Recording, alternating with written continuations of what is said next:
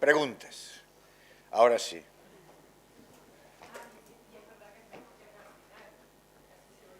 Tú hazme caso a mí, que siempre saldrás ganando. No, porque en el streaming no se escucha.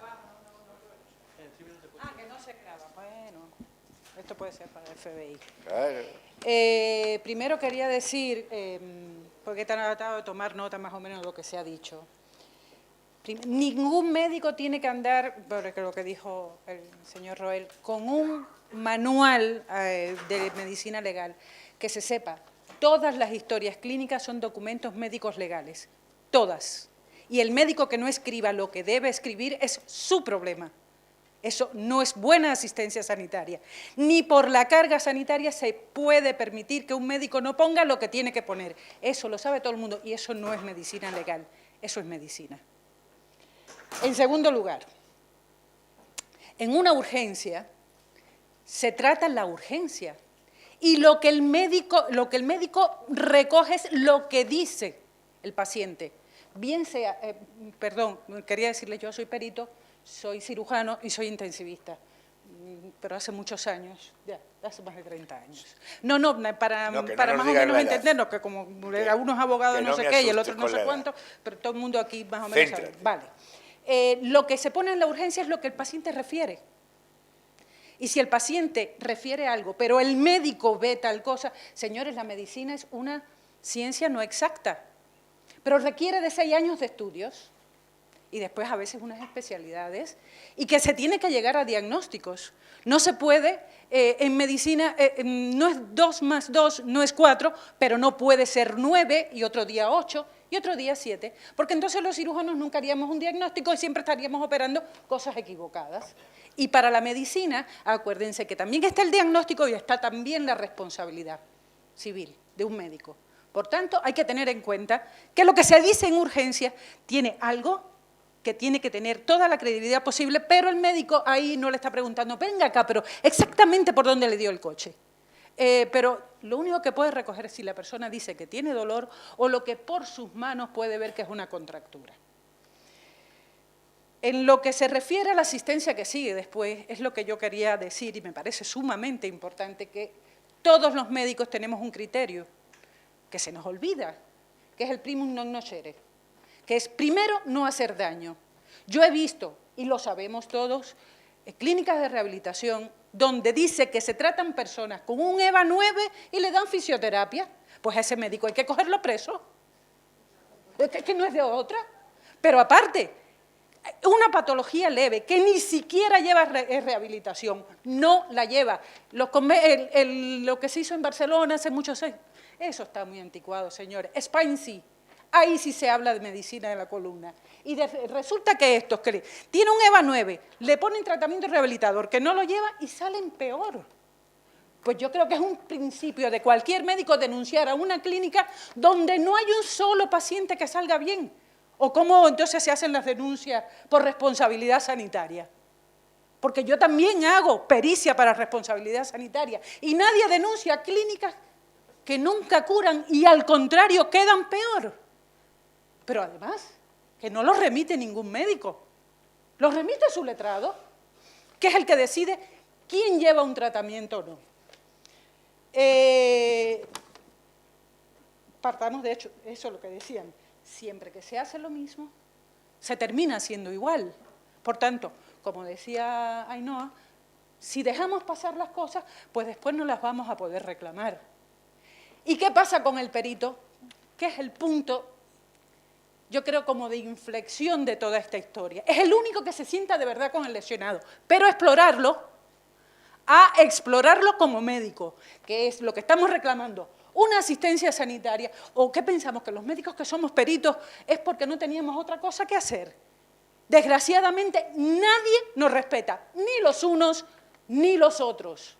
O nos mandan a decir qué tenemos que hacer, o creen que lo que estamos diciendo es una tontería. Yo he visto a un juez decir, a mí no me hable de latigazo cervical que yo tuve uno. Bueno, señoría, pues a mí no me habla de justicia, que a mí me han hecho muchas injusticias en la vida. Pero entonces, en ese sentido, ¿por qué no nos preguntan un poquitico la base de datos? Yo personalmente, que soy una loca de los datos, tengo una base de datos de más, qué sé yo, de 5.000 lesionados, con todo lo que ha pasado desde el principio hasta el final. ¿Quién lo pide? ¿A quién le interesa? ¿A nadie? A nadie. Pero igual, por favor, cuando se refieran a partes médicas, de la medicina es verdad que hablamos todo, y en el bar se habla de medicina divinamente, pero no todo lo que se dice es ciencia, ni por un lado ni por el otro. Por favor, un poquitico de respeto a las cosas que se dicen, porque como a cualquiera le puede molestar que de su especialidad se hable así libremente, de la medicina también hay que tener un poco de respeto, porque para algo hacemos. Yo personalmente he sido agredida por un lesionado en mi oficina y a mí nadie me ha dicho nada. Una sola persona me dijo, le voy a poner un abogado gratuito, porque ni siquiera el colegio médico. Al final, tengan en cuenta que el perito es el único que se sienta, pero además el que explora. Y un último detalle, el perito no es un cuentadía y pone secuelas. No, el perito es un auditor. Lo que pasa es que en nuestro país eso nunca se ha considerado. Yo he tenido documentos que son falsos, pero de carroza, y no pasa nada, se aceptan. Entonces, el día que se considere un perito, un auditor, aquí las cosas pueden cambiar. Vale. Ni uno ni los otros nos van a dejar de respetar. Vale.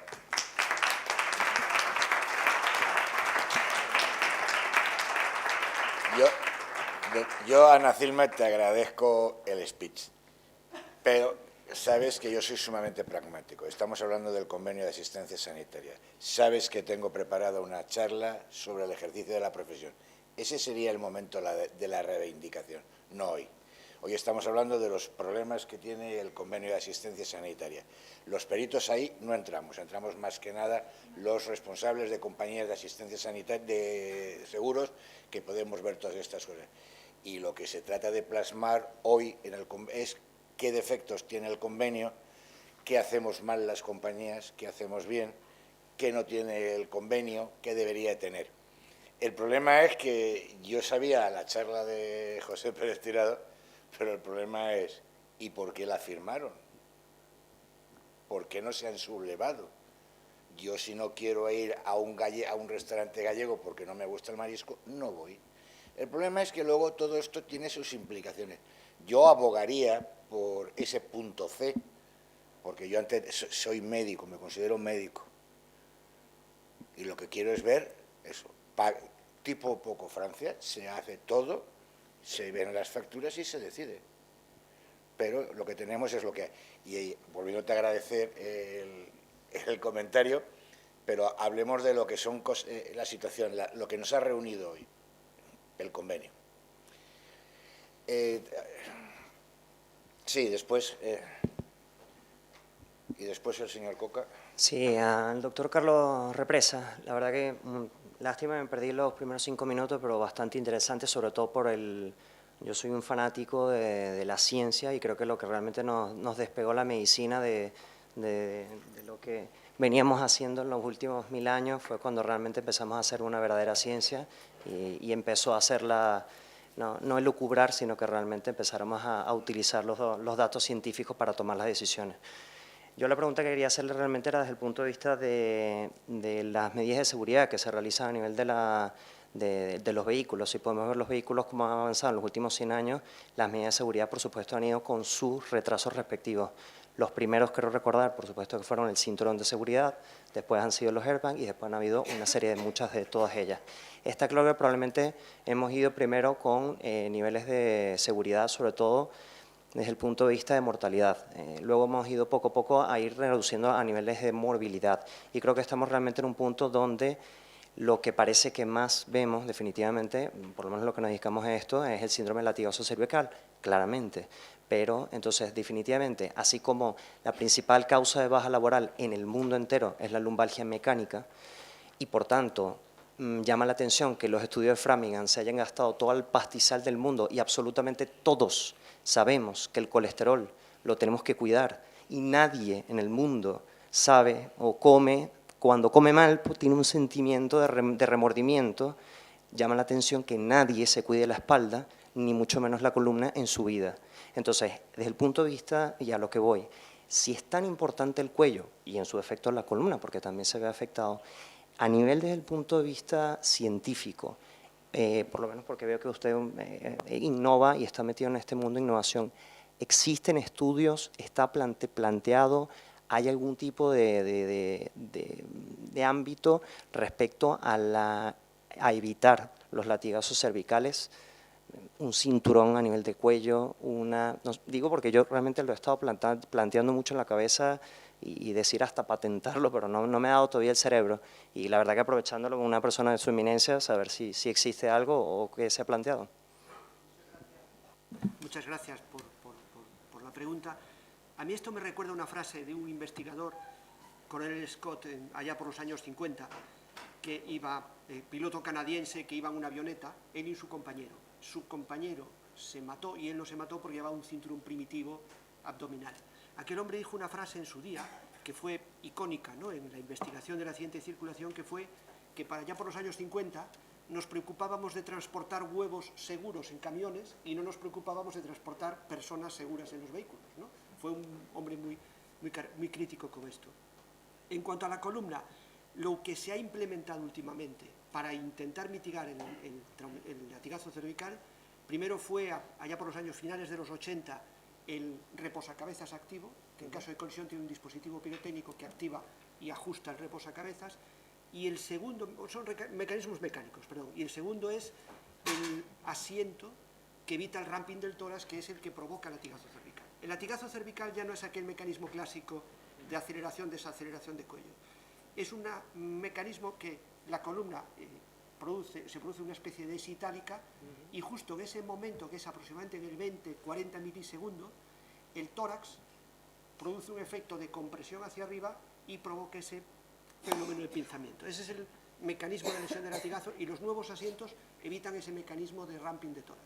Son los dos, digamos, mecanismos que intentan mitigar el latigazo. En cuanto a la columna lumbar, sí que es cierto que es muy llamativo porque los recientes estudios, sobre todo de SAE, de la Sociedad Americana de Ingeniería, han visto que para que se lesione una columna lumbar en un accidente, en las típicas colisiones por alcance, hacen falta valores delta V superiores a 30 km/h, porque la columna lumbar va fija al asiento, va fija mediante el cinturón pélvico. Entonces estamos viendo a veces lumbalgias con colisiones muy leves que son absolutamente inverosímiles. Pero bueno. A propósito, yo quería hacer una pregunta, ya que estamos con los medios. ¿Por qué en los accidentes de tráfico, aparte del esguince cervical, el conductor que lleva sujeto el hombro izquierdo se lesiona siempre el derecho?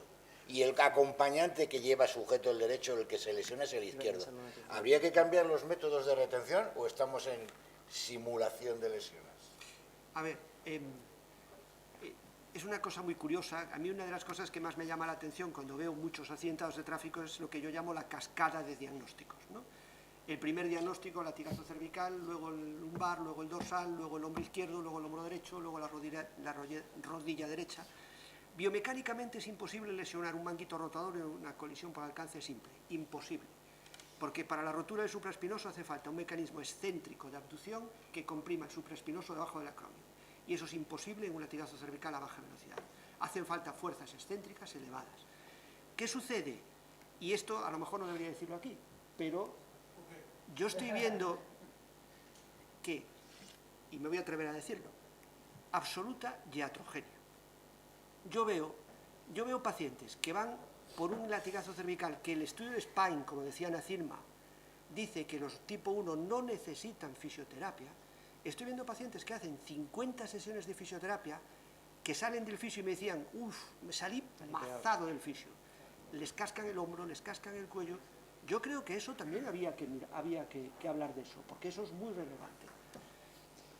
Bueno, perdona. No, termina, por favor. Vale. No, así como hice esa pregunta, sí que me gustaría dar en matiz de la compañera, porque sí que me parece al final, creo que sí que es el lugar para que los médicos peritos hablemos, porque al final los que, en particular, yo hago 70.000 kilómetros al año, veo 2.500 pacientes y me hago la Comunidad Valenciana entera, me conozco todas las ciudades y todos los pueblos, trabajo con aseguradoras, trabajo con contrarios, trabajo con social, trabajo con absolutamente todo, sé de qué pie coge a cada uno, y que me parece que es un convenio que tiene su utilidad, sí que tiene, porque creo que el que va a la rehabilitación en la seguridad social ya se puede tirar a esperar absolutamente todo lo que tiene. Por lo tanto, el convenio tiene su utilidad, hay que mejorarlo, y lo que sí creo, que la compañera creo que sí que lo estaba tratando de decir y que me parece que es completamente de acuerdo, los médicos peritos tenemos un valor muchísimo mayor que el que se nos dan, tanto las aseguradoras como todo el general, ¿vale? Y era lo único por reivindicar un poco los médicos peritos nada más. Un matiz muy rápido. Y te contesto Sí, yo como un matiz muy presidente de la rápido. Sociedad Española de Valoración Corporal, A ver, porque no estoy un de poco acuerdo con lo que respondiendo acabas de a los dos, yo creo y soy de la opinión de que la medicina pericial o la medicina de valoración del daño o la medicina del tráfico en procesos leves hoy en día es lo más alejado de la evidencia científica dentro del campo de la medicina. Por ejemplo, ¿cómo es posible todavía sostener que una rectificación de lordosis es diagnóstico de contractura o de patología cervical, cuando la evidencia científica estamos cansados de ver que nos está diciendo que no sirve para nada, que no es evidencia científica de nada, y se sigue manteniendo? Creo que una de las cosas, y también sirve para el convenio, que debemos mejorar es, como médicos, introducir la evidencia científica. ¿Cuál es la validez de una prueba diagnóstica? ¿Cuál es la validez de un diagnóstico médico? Como también yo ahora mismo tengo 2 pacientes con latigazo cervical inicial leve que me los han pasado como supuestos fraudes con incapacidad absoluta por alteraciones de la sensibilización central del dolor. Son casos excepcionales, pero que pueden suceder. O sea, seamos serios aquí y allí. Pero desde luego yo creo que hace mucha falta introducir más evidencia científica en nuestra actividad. No es, o sea, va a preguntar el señor Coca, pero te contesto. No es cierto, a los peritos se les da el verdadero valor. El problema que es que llevo 40 años siendo el director médico de AMA, sé de qué estoy hablando. El problema es que los peritos médicos que hay ahora no es los de la vieja guardia, Humberto Alonso, doctor Javier Gorriz, yo, Víctor Zurriaga, que sabíamos medicina. Actualmente yo el otro día llamé a uno médico ponedor, porque ponía, no, Filma, el problema ya que has soltado, si el problema se les trata, el problema es el respeto que se tiene el perito médico a sí mismo, porque si empezamos a hablar de los informes que muchos peritos médicos, de un lado, del otro, en las plataformas de las compañías, informes privados, tendríamos aquí para mucho tiempo. Lo que yo le he dicho a Filma no es que no sea el momento es que estamos hablando del convenio. Ella sabe, porque yo se lo he comentado, que estoy preparando 3 charlas más, una de ellas dedicada exclusivamente al ejercicio de la profesión, a lo que se encuentra los que estamos en asesorías médicas y lo que tiene que hacer el pobre médico que hace la calle. De venga usted a mi despacho de abogados a visitarme, me viene usted a ver a casa, a su clínica no va o tal. Ese es el problema, pero lo que yo quería es que hoy se centrase todo exclusivamente en el convenio, que bastante tenemos para un día y habrá otras charlas que serán interesantes en eso. Señor Coca. Sí, hola, buenas tardes. A ver, muchas cosas son las que me gustaría decir, pero como me ocuparía prácticamente un lugar en la mesa, me centraré solo digamos, en unas preguntas más destinadas al doctor o al ingeniero Carlos, porque la verdad lo que me ha parecido tu ponencia, más que una ponencia pues, de un médico, más bien me ha parecido una ponencia de ingeniería, ¿no? Y aquí, y Carlos, te conozco, evidentemente sé que eres doctor, no ingeniero, y te respeto mucho, sé que has estudiado mucho, has escrito mucho, pero la primera pregunta que yo quisiera hacerte, y es la que se me da después de escucharte, es ¿cuándo dejaste de ser médico? La dejo en el aire, ¿vale? ¿Te respondo? No, todavía no. Luego me respondes. Yo viendo pero te lo puedes apuntar. Viendo tu ponencia y viendo tus diapositivas, pues claro, me es inevitable pues, que me viene a la cabeza el otro Carlos, el que sí es ingeniero. Arregui. Carlos Arregui Dalmasas, Lo conozco muy bien. que seguramente lo conoces muy bien, no lo dudo. Y él, pues bueno, pues nos ha explicado muchas veces que es de los pocos doctores en ingeniería biomecánica que tenemos en este país, de alto prestigio, iba a montar la cátedra hasta que al final el Centro Zaragoza lo fichó como director general, pero bueno, están ahí, siguen estando sus estudios y sus trabajos, ¿no? Entonces, viendo pues, tus diapositivas, muchas de ellas pues, que nos las explicaba también Carlos, especialmente cuando hablamos de la biomecánica del impacto, del estado del conocimiento de la ciencia en cada uno de los órganos, cómo reaccionan en el impacto, y él siempre empieza sus conferencias pues, con esa prueba, con una clavícula, ¿no? Aplastándola con una prensa, y va haciendo pues, esa curva, no de Gauss, ¿no? Pero esa curva y esos puntitos, pues esta clavícula se me ha roto aquí, esta aquí, esta aquí, esta aquí, pum, al final, después de romper 1000 clavículas, ya sabemos más o menos cuál es la línea de rotura de una clavícula, ¿no? Y ahí pues bueno, con diferentes órganos del cuerpo, ¿no? Pero luego él nos decía, digo, bueno, a nivel de ingeniería tenemos nuestros límites, ¿no? Y él siempre nos ponía una diapositiva, que esa diapositiva, pues era una diapositiva que sacaba del European Center for Injury Prevention, que es una diapositiva donde de alguna manera lo que se hace es, se explica el estado del conocimiento en biomecánica del impacto, ¿no?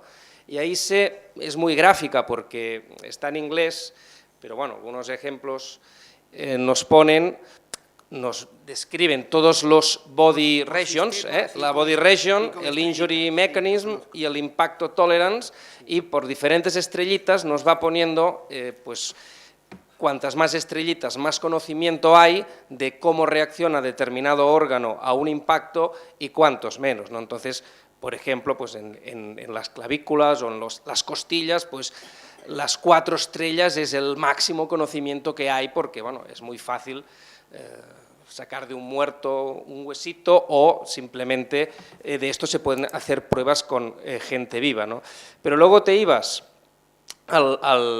pues, a organismos como el cerebro, como las vértebras, como el corazón, como pulmones, como diferentes órganos que si no se hacen con personas vivas, pues evidentemente no podemos saber exactamente cuál es su reacción en cualquier impacto y a los diferentes niveles de impacto, pues resulta que tenían una estrella y que esa era la realidad. Con lo cual la conclusión al final de ese especialista en biomecánica del impacto era de que realmente se pueden hacer estadísticas, pero que no se puede llegar a medir o a poner un número, como puede ser un umbral lesivo, con el riesgo que esto conlleva, y convertirlo casi como una ley para decir, el delta V es Dios y todo lo demás no me vale. Entonces, de ahí un poco la primera pregunta que te hacía, ¿no? Es decir, a mí, yo no soy médico, yo simplemente soy un abogadillo que me dedico a esto, como mi compañero José Pérez Tirado. Nos dedicamos a esto desde hace algunos cuantos años, pero a mí lo primero que me enseñaron varios médicos sabios es, mira, es que la verdad, lo más importante y la lección número 1 que nos dan en la carrera, a los médicos, no a los abogados, es que no hay enfermedades, sino que lo que hay son enfermos. Y lo que hay que estudiar bien es individualizar en cada momento y evitar las globalizaciones y evitar pues, esas generalidades que tanto daño hacen. Y entonces, yo lo que pido es un poco de reflexión en este punto, y es que, aunque haya solo uno que no entre dentro de estas estadísticas fantásticas, de estas curvas y de estos puntos estadísticos, pues solo por no se puede permitir que en un convenio de asistencia sanitaria, donde todos son los lesionados que van a estar sometidos a esa regulación, puedan sufrir un desamparo como el que se está demostrando que sucede muy a menudo, muy a menudo. Si me permites, para empezar a contestar a las preguntas. En primer lugar, soy médico y no he dejado nunca de ser médico. Soy especialista en medicina legal y forense. He hecho mi tesis doctoral sobre la biomecánica del impacto en el traumatismo cervical leve. O sea, me he dedicado a la investigación. Evidentemente, mi especialidad, dentro de la especialidad de medicina legal y forense, tenemos la disciplina de biomecánica forense. Por tanto, soy médico, pero soy especialista en un área en concreta de la medicina. Pero nunca he dejado de ser médico. Y he puesto el ejemplo de que en mi vida he visto miles de pacientes, he visto muchos tramposos, pero también he visto muchos enfermos y mucha gente con problemas que los he visto, los he tratado y los he valorado adecuadamente. Sobre el tema de la biomecánica, interesantísima la pregunta. Estoy totalmente de acuerdo con Carlos, además he tenido muchas charlas con él y me parece un ingeniero, vamos, absolutamente respetable. Pero he de decir una cosa, la jornada esta, lo que se me pide a mí, es que hable de la validez de la biomecánica forense. Lo que he intentado transmitiros es que la biomecánica forense Delta V no es un invento de las aseguradoras de antes de ayer para cargarse la asistencia sanitaria por esguince cervical. Es una disciplina consolidada, gracias a la cual os he puesto de manifiesto que hoy en día se salvan vidas mediante triaje hospitalario, calculando el delta V y el riesgo de lesión. Os he puesto 3 referencias bibliográficas hablando de la validez del delta V en la capacidad predictiva de un accidente. Y os he puesto las 3 de publicaciones del mayor índice de impacto en nuestra de investigación, que son el Accident Analysis and Prevention y el Traffic Injury Prevention. Son 2 de las publicaciones más relevantes a nivel mundial, son referencias absolutas a nivel mundial. Son del año 2018, 2021 y 2022. Eso es ciencia actualizada. Y la ciencia actualizada es verdad que ha mejorado muchísimo, sobre todo desde que utilizamos elementos finitos, se ha abandonado la investigación con animales por cuestiones éticas y hemos mejorado muchísimo en la investigación en muchas de las cuestiones que planteas. Evidentemente, si los criterios que yo establecí en su día en la Revista Española de Medicina Legal, si los leéis con detenimiento, veis que yo digo, deben representar criterios de esto. No se ha demostrado que en casos con estos umbrales haya lesiones, más allá de molestias pasajeras, que deben individualizarse. Lo pongo así. Lo pongo literalmente así en mis criterios. Evidentemente, en cuanto a fijar un umbral para el comité, para el convenio de asistencia, me sorprende que me lo imputes a mí porque no he participado para nada, ni tengo ni idea de lo que se va a hacer. Por eso insistí que si eso se redacta, por favor, que la gente se asesore. Como decía antes Gonzalo, hablando de los informes Delta V, es cierto, yo he visto informes, a mí me han pasado aseguradoras informes, en donde me decían, daños del vehículo asegurado, hemos llamado al asegurado y dice que no tiene daños. Daños del vehículo contrario, hemos llamado al contrario y nos dice que le pintaron la defensa. Evidentemente con eso no se puede hacer un informe biomecánico. Yo como médico puedo deciros en este momento cuál es el estado de la ciencia en cuanto a la biomecánica, que es lo que os trasladé, y de revistas y publicaciones científicas absolutamente solventes. Evidentemente creo que también es necesario, como decía Debra Silver, magistrada de la Corte Suprema de New York, en esta misma discusión, es que debe haber 2 tipos de informes, el informe de ingeniería y el informe médico. El informe de ingeniería lo que habrá que hacer o exigir es un mínimo de criterios de validez, que es lo que yo estoy diciendo y he dicho desde el principio. Si ese informe está hecho con criterios validados por una comisión de expertos de esa materia, el trasladar ese valor, un umbral lesivo de carácter poblacional, que he hablado 1000 veces de umbrales poblacionales, es válido, totalmente válido. Esto es lo que he intentado transmitir. ¿Alguna pregunta más? Bueno, no, simplemente matizar. Yo estoy seguro y convencido que la voluntad es buena y que todo lo que dices es cierto y que hay estudios muy serios, pero desde un punto de vista de responsabilidad tenemos que todos ser conscientes de la realidad que tenemos en este país. Y en este país tenemos que desde hace más de 10 años el tema de la biomecánica, desde que se puso de moda, tenemos centenares y centenares y miles de sentencias donde lo que se está demostrando es que lo que se hace no es un verdadero estudio de biomecánica, del impacto lesiva, donde se tiene que tener en cuenta todos los elementos científicos y médicos. No, es basura. Es basura lo que está en nuestros tribunales, basura.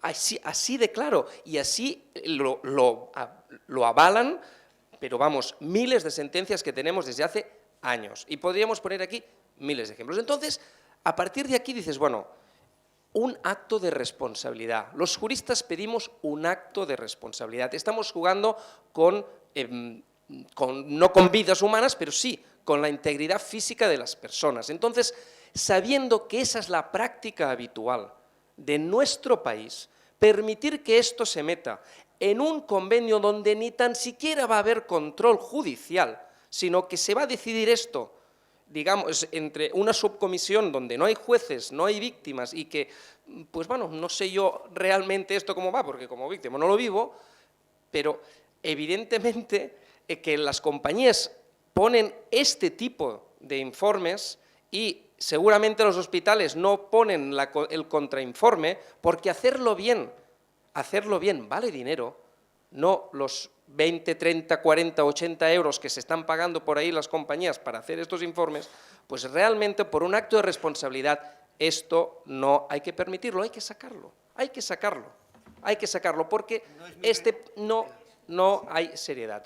Y simplemente citar, tuvimos el lunes a un compañero tuyo que conocerás también por lo que ha escrito, porque es médico, Aso Escario, lo tuvimos el lunes en el colegio, y su opinión como médico legal, persona neurocirujano y también con alguna experiencia en su espalda, aparte de los más de 80 artículos que ha escrito, es que realmente no se puede poner, un médico no puede permitir el tema de poner ese umbral lesivo, no se puede, un médico. No se puede. Entonces, a partir de ahí, individualizar. Lo siento, pero no puedo estar de acuerdo. Yo os pediría también brevedad porque tenemos que ir... No, si quiere, es que quiere hablar, el Barça quiere hablar. No, yo solo quería hacer una pregunta a Carlos. Le quiero hacer una pregunta a Carlos. Carlos, una pregunta muy sencilla. ¿Tú crees que para dar validez... Al micrófono, que si no, no se me graba. Para dar validez a la biomecánica forense, ¿no crees que deberían a personas tan prestigiosas y serias como tú invitarte en ese convenio de asistencia sanitaria? ¿Y tú crees que también deberíamos de participar los que ponemos el cuerpo en las acciones de víctimas? ¿No crees que realmente así, si al final nos quedamos con este modelo, no sería la fórmula adecuada para avanzar? Soy gallego y te respondo como gallego. No lo sé. A ver, yo te puedo decir que cualquier cosa que se haga, y no quiero traer el tema aquí, a lo mejor me corres a gorrazos, pero tenemos un ejemplo muy reciente de que legislar sin asesorarse por verdaderos expertos genera problemas, ¿no? Pues bueno, yo creo que lo que no se puede hacer es hacer algo que tenga mucha repercusión pública sin un aval de un comité de expertos. ¿En que tienen que estar representadas todas las partes? Pues no ha sido pacífica la intervención de las víctimas en el 35-2015. Pero claro, no soy jurista y no sé si es preceptivo o no. Al final esto es un convenio de asistencia sanitaria entre aseguradoras y otra cosa es que haya mecanismos de regulación o comisiones de expertos que validen ciertos aspectos que van a ir ahí incluidos. ¿Qué tal? Buenas tardes. Bueno, primero, la verdad quería decir que fue interesantísimo la charla de hoy. Quería decir que coincido con Xavier, que hay que tener un acto de responsabilidad. Creo que en realidad es fundamental que cada uno trabaje en su área, por eso es fundamental la comisión de expertos. Pero la medicina, yo soy médico, la medicina, cuando uno ve un paciente, hace una anamnesis, un examen físico, y hay algo fundamental que utilizamos los médicos, que son las pruebas complementarias. Las pruebas complementarias, por ejemplo, radiografía, resonancia, biomecánica.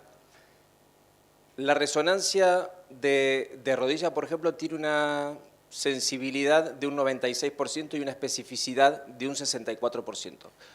Por lo tanto, no es exacta. Pero ¿quién no se operaría o qué médico no le diría a un paciente en la resonancia había una lesión de menisco y te operaría? Por lo tanto, yo creo que hay que tenerle mucho respeto a las pruebas complementarias. Tenemos que entender que no son exactas, como la biomecánica, pero hay muchos estudios que demuestran que es fiable y que sirve para objetivar ciertas cosas. O sea, no es, como decían, Dios, pero el ejemplo que daban de la resonancia, Gonzalo decía que tenía una resonancia y que defendía la resonancia, bueno, la biomecánica es otra prueba más. Por lo tanto, yo creo que incluirla o no incluirla, eso va a depender del soporte científico que tenga la prueba y de la comisión de expertos que se reúnan y que los juristas traten la parte jurídica y que los médicos traten la parte médica, porque un jurista analizando un recorte de una revista científica de medicina, yo la verdad que no lo veo. Gracias. Decía el profesor Usón, mi catedrático de urología, que el mayor enemigo del médico es el bolígrafo. Y el problema es que si leéis los informes que se nos suelen proporcionar de las clínicas, no te explican el porqué de, oye, una resonancia magnética o el porqué. Tiene que ser operado. O sea, son telegráficos. Yo en el Hospital HM Modelo de La Coruña hemos tenido un caso muy grave, llevamos casi 2 años con él. Hemos pagado todo lo que el doctor Hermida, traumatólogo, nos ha ido pidiendo. Pero es que yo, por convenio, o sea, directamente responsabilidad nuestra, nos ha ido haciendo unos informes de esta es la situación del paciente, necesito esto. Esta es la situación, necesito esto. Hemos tardado 2 años, el paciente se ha recuperado. Y hemos pagado injertos óseos, lo último, las máquinas de ondas de choque, todo. Ahora, los informes merece la pena verlos. Con lo cual, llegan a asesoría médica, se han visto y dicen, páguese. Sin ningún problema. Y hemos pagado el hospital, y le hemos pagado a él, Lo único que me pidió que compráramos la máquina de rayo y le dije, no, yo te la alquilo, porque si la compro te la quedas, y ya no. ¿Entiendes? Es un problema también de saber escribir y saber pedir y saber informar, independientemente luego que se esté admitido el convenio o no. Doctora Segade. No, perdón. Sí, por Dios. Por alusión. Cuando hablamos de la prueba biomecánica, primero, no es una prueba complementaria médica al uso, como puede ser la biomecánica clínica, sino que estamos hablando de estas pruebas de supuestos ingenieros, no médicos, supuestos ingenieros que te calculan un delta V en base a qué. Pues la mayoría de estos informes que vemos en los tribunales son informes con 4 fotos de las deformaciones del vehículo, un presupuesto de reparación del vehículo y a partir de ahí, venga, hacen unos cálculos y dicen esto ha sido un delta V de tanto, no supera umbral lesivo, no hay lesión. Y da igual que la persona haya ido al médico o no. Eso es las pruebas biomecánicas a las que yo me refería y a las que se han estado hablando aquí. Nada que ver con pruebas médicas, son pruebas de supuestos ingenieros, porque la mayoría no son ingenieros, son peritos con un pequeño cursito y muchas de estas están simplemente firmadas incluso por tramitadores. Es decir, estamos hablando de algo muy bajo, tan bajo que es que cuesta entrarlo aquí en la cabeza, por eso es tan escandaloso. Y por eso decimos, basta de esto, porque tiene razón, existe la ciencia, se puede hacer, pero esto no vale 20 euros, ni 30 euros, ni 80 euros. Hacer un buen estudio de estos vale más de 3.000 euros, pero la mayoría de casos son de 3.000 euros o de 2.000.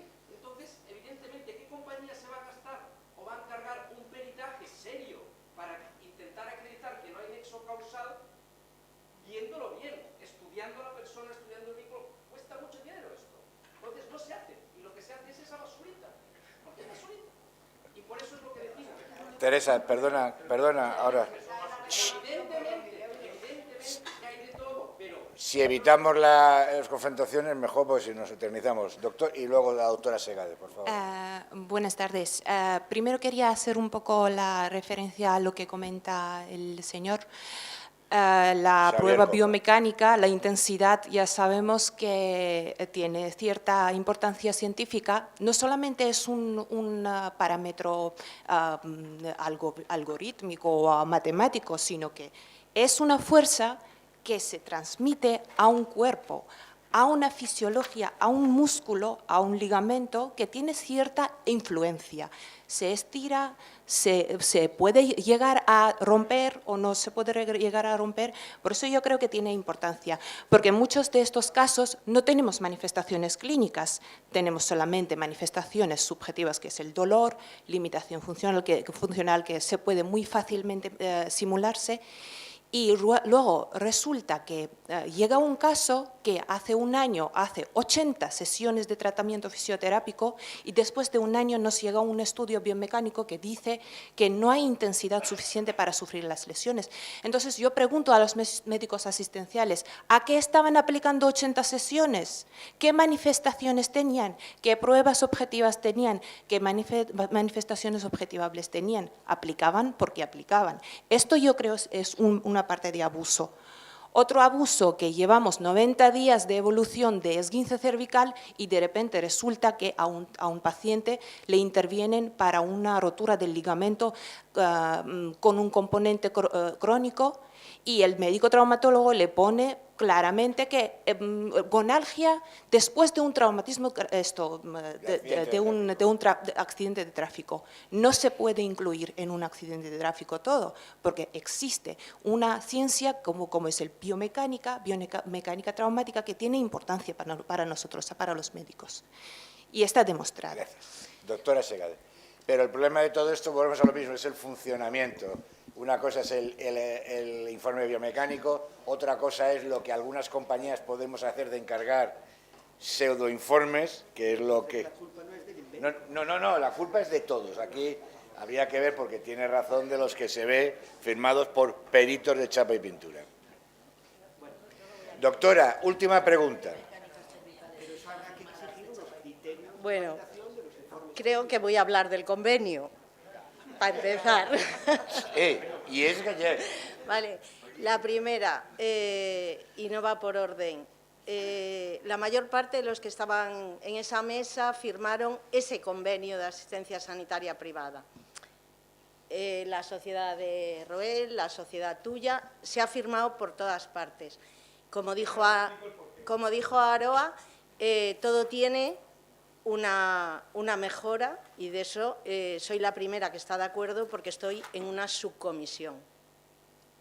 Segundo, como parece que hemos venido a hablar de biomecánica, decir que en el convenio y en el manual de criterios viene especificado las características que deben tener los informes de biomecánica para que sean útiles y no pueden venir firmados por un perito, tienen que venir firmados por un ingeniero, entre otras cosas, entre otras muchas características que tiene que reunir el informe de biomecánica firmado por, o informe, a mí me gusta más, informe de intensidad del impacto.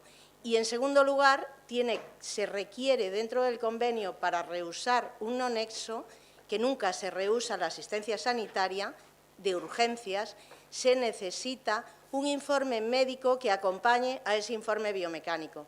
Las características de ese informe médico también vienen recogidas en el manual de criterios y mejor en el manual de criterios que en el propio convenio. Y no voy a entrar en el delta V, aunque viene en el manual de criterios ese delta V y sobre todo la aceleración, y viene según el artículo que ha publicado Carlos Represas y que ha puesto ahí hoy, que explica que es el menor o el más beneficioso para el lesionado y es un delta V de 6 para rehusar por debajo de 6 con una aceleración de 3. Y por último, en las subcomisiones no están, dice que no está ni el jurista ni el lesionado. Siento decirle al letrado que en las subcomisiones está el lesionado, porque están todos sus informes médicos y están todas las partes que forman parte de la asistencia sanitaria y los médicos que formamos parte de las subcomisiones. Perdón, sí, pero dale.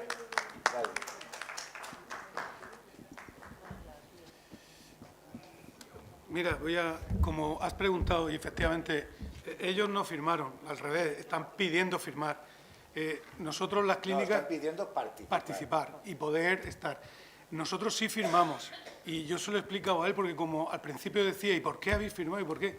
Pues hay una cuestión muy clara, es que tampoco a las víctimas que ponen el cuerpo y tal, pero no tienen intención de poner el dinero por delante. Entonces, las clínicas no podemos financiar los tratamientos, ¿vale? Si nos lo pagaran al salir, no necesitaríamos convenio, le facturaríamos y nos pagarían. Firmamos un convenio por dos cosas. No tenemos que preocuparnos de la culpabilidad, ¿vale? Es una cosa, no tenemos que preocuparnos de la culpabilidad y si todo va bien, el 90% de los tratamientos o el 80% se pagan al mes del alta y con muchos de los tratamientos están dentro de los parámetros que sí aplica el convenio. Por eso lo firmamos. Otra cosa es que lo queramos mejorar o queramos ver. Vale, eso está claro. Y ahora, con el tema biomecánico, yo no sé de Delta V, no soy ingeniero. Y lo que ha dicho el señor Coca, supongo que no se refería al manual de criterios, que es de hace un año y pico, porque los otros 10 años sí se han paralizado miles de expedientes. Ahora, hace unos meses, o hace un año, se hizo un manual de criterios donde exigía esa serie de cosas, fotos de al menos un vehículo, ¿vale? De al menos uno, no, de los dos, o explicar por qué no tienes el del segundo. Eso lo pone el manual de criterios. Vale. De uno, o explicar por qué no tienes el del segundo. El Delta V y demás. ¿Y sabes lo que ha pasado cuando se ha exigido esos requisitos que son muy menores? Que no nos mandan casi biomecánicos ahora. Por tanto, se ha abusado del uso del biomecánico durante 10 años y se han quedado muchísimos tratamientos y sin cobrar hace 10 años hasta hoy.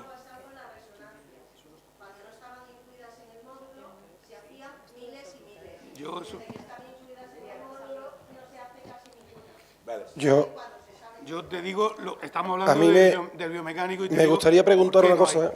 Yo quisiera, porque es que se nos va... yo voy también a volver a hablar a lo que hemos venido, del convenio. Entonces, mi pregunta es, ya que se está estudiando el convenio, se está barajando, se ha incluido, porque yo lo que veo ahora mismo es que todo el mundo está repartiéndose el pastel, es lo que yo veo. Y al final esto no es un pastel, es una persona. Entonces yo pregunto, ¿se ha propuesto que cada uno trabaje, haga bien su trabajo, cada uno lo que hace, y que haya elementos que sea que controladores de ese convenio, pero que controle a todo el mundo, a la clínica, a las compañías, a todo el mundo, que nos controlen a todo el mundo, que hagamos uso correcto? ¿Eso se ha barajado o aquí es el trozo de pastel este es mío y que nadie me quite mi trozo? Es que la verdad es que es lo que yo estoy viendo. Eso no solamente se ha barajado, sino que... Pregunto, ¿eh? Eso está... Pero no ahora, se está haciendo. O sea, te quiero decir... Yo no lo veo, perdona Gonzalo, yo no lo veo. Yo no lo veo. Estamos ahora con compañías. Aquí hay muchas personas que están en subcomisión y en comisión. Que sí, pues quizá hay que invertir más en eso, más que en el reparto. Vigilancia. Y damos la razón, o la quitamos, muchísimas veces, a la clínica, o a la... Sí, te quiero decir, de los datos, estadísticamente. Estadísticamente. Pues habréis mejorado ahora. No, lo agradezco. Estadísticamente. Es muy objetivo, de verdad. O sea, te quiero decir, estoy dentro y te lo digo. Muy objetivo. Ya. Exactamente, es que es eso, es que es todo. ¿Cómo, perdona? ¿Cuántas clínicas nunca han curado a una persona a pesar de hacer muchos tratamientos? ¿A qué ese dato no lo tiene? Pues entonces no se está haciendo de verdad. Revisando, nada. Se está haciendo unas subcomisiones para unas reclamaciones. Pero de verdad, esto es igualito que el narcotráfico. O se hace todo junto o no se hace. Es que yo creo que eso, que tenemos que mirarnos todo el mundo. Tanto las clínicas como evidentemente las compañías, porque las compañías agüitas, agüita porque van a cuchillo. Porque es que a mí me hace, lo que ha dicho el doctor Pérez Tirado, me gusta. Porque me ha dicho, oye, vamos a quitarnos de convenio. Yo me quito, pero lo primero tengo que coger a un letrado al lado mía. Vamos a tener los dos pulmones durante 2 años aguantando todos los procesos sin cobrar un duro, porque las compañías nos van a cortar cañote. Claro. Es que no es tan sencillo, que por eso estamos haciendo un uso o estamos... Es el uso que hay, no hay otra. Eso morimos. Por eso se nació el convenio. Sí, pero... Bueno, finalizamos. Muchas gracias a todos por vuestra asistencia. Espero que haya sido efectivo. Avisaremos de otras que vamos a hacer.